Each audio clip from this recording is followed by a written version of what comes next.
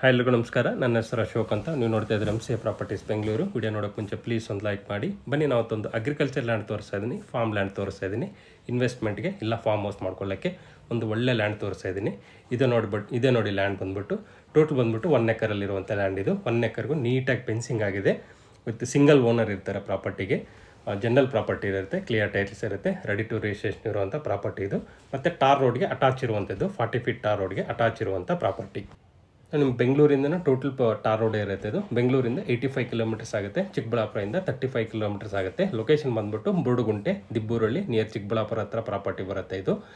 Total 1 acre value ಬಂದ್ಬಿಟ್ಟು 55 ಲ್ಯಾಕ್ಸ್ ಹೇಳ್ತಿದ್ದಾರೆ, 55 ಲಕ್ಷ ಹೇಳ್ತಿದ್ದಾರೆ. ನೆಗೋಷಿಯಬಲ್ ಆಗುತ್ತೆ.